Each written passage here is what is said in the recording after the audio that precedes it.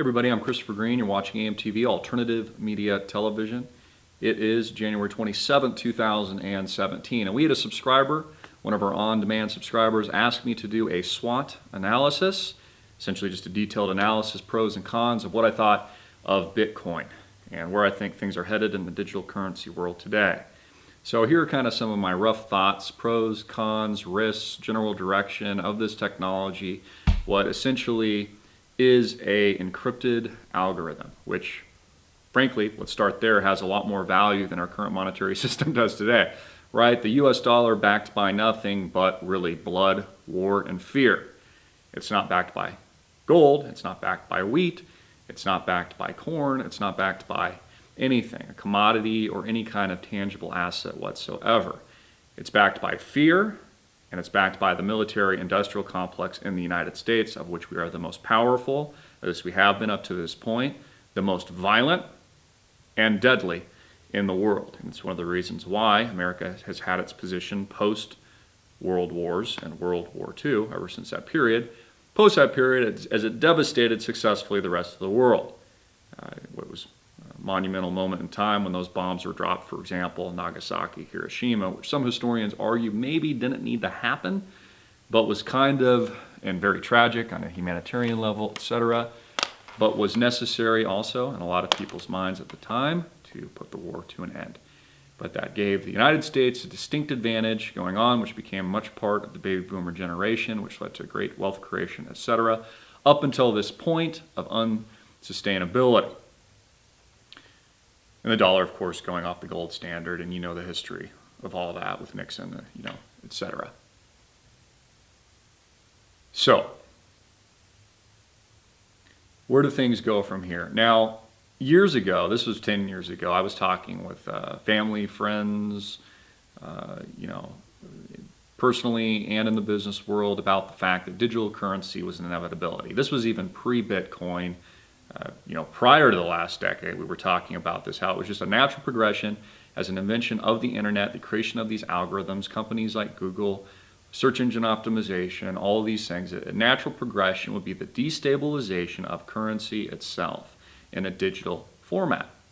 And people kind of miss this. Actually, the first people to really do this whole kind of idea of a digital currency to replace the dollar is what became to know the PayPal mafia, which spun off, and these people like Peter Thiel and others spun off and then created many more companies after that, worth billions and billions of dollars. But their principal idea and mission statement was to create a competing currency to the US dollar, which is what they did. And originally their idea was to do that from a user base through the use of Palm Pilots. You remember those? Some of you probably do, some of you probably don't. They don't even exist anymore. Was that you could exchange the digital currency that made up the PayPal system via Palm Pilots. But here was the problem. It didn't take off. Not enough people had Palm Pilots, and then if they did, they didn't even know how to use what PayPal had created. So they had to reassess their position. And what did they do? They realized, and they asked themselves the question, as any intelligent business owner or venture would do, startup company, they said, well, what does everyone have? Because this Palm Pilot thing, it's too ahead of itself, and people don't understand it. It's limiting our market. Someone came up with a brilliant and obvious idea that was staring them right in the face, that they had email. And that's when they decided that they would transact PayPal and its currency, which really was the first form kind of leading up now into the digital sphere now, which has become Bitcoin, Litecoin, etc., and all these competing currencies, what this has become today. So that was really the start of it, PayPal, which was later bought by eBay and was sold, for over, I think, $1.4 billion at the time. And then, just kind of grew from there. So that was kind of step one.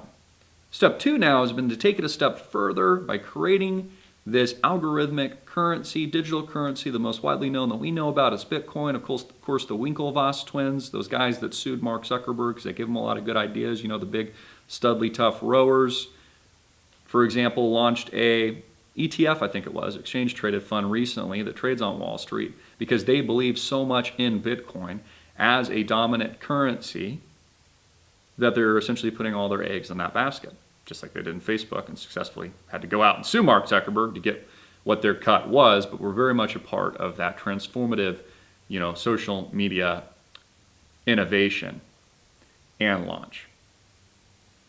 The pros.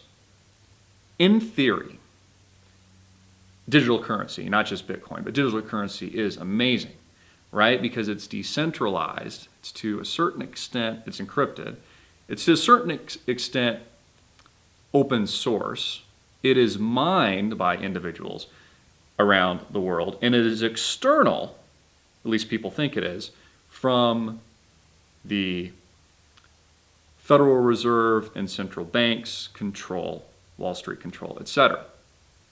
In theory, it's like the people's money. It was created by the peoples, people. Some hacker or something wearing, a beat-up hoodie like myself or something, backdooring the economic system, which I think is how a lot of this originated, legitimately. So in an ideal utopic world, wow, it opens so much opportunities. Screw you, big banksters. Screw you, Wall Street. This is ours. We own it. We created it. It actually has more integrity and value because it's backed by the algorithm, and your BS currency isn't backed by anything. And there's less transactional costs. There's really good security, etc., etc., etc. That's kind of like the utopic view. The dystopic view and the con is, what do governments in power, central banks, and the Federal Reserve do, and central intelligence, for example, and intelligence agencies do when a radical new technology threatens to destabilize their current economic, political, and military model do when a risk like that positions itself? Well, they either acquire it, they penetrate it somehow, or they hijack it, which I think has obviously begun and will continue to happen. Those in control, those in power, aren't going to allow some destabilizing force to threaten their multi-trillion-dollar global economy just because some cool dude in a hoodie came up with something new. Doesn't mean that it didn't have a good starting point. Doesn't mean that there's not people within the digital currency community with extreme integrity. And it doesn't mean that there's not people those people aren't warriors for good. Truth and light and hope, and are anti-government, and not necessarily anti-government, but just are pushing for, greater innovation, etc. I would even consider myself to be one of those people. However, I'm also smart enough to know that we're being infiltrated, right? Just like anything valuable will be. And the other option is, if they're not able to buy it, take it over, acquire it, infiltrate it, etc., hijack it, so to speak, their other option, tool in the tool shed, is just to shut it down completely, which is another option, just to get rid of it, essentially hit the delete key.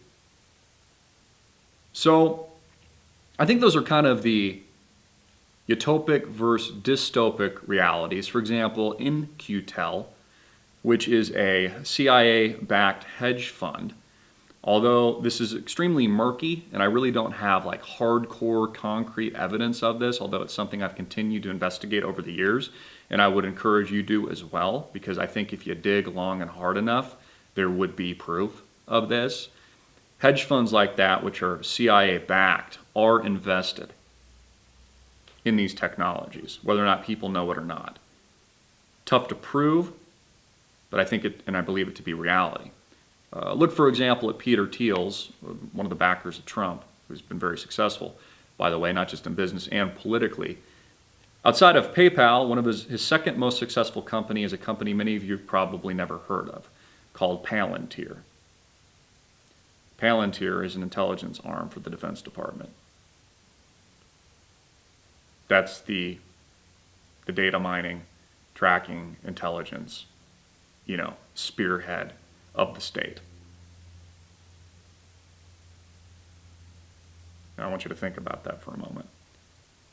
How dangerous that is, working both sides.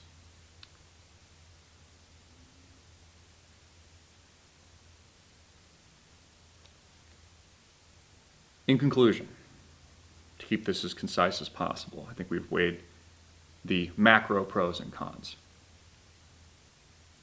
This is the natural progression of currency. It will continue. The community will innovate. There's good people involved. There's truth warriors, etc. People like myself, people far more knowledgeable about Bitcoin and these other competing currencies and digital currency, etc. However,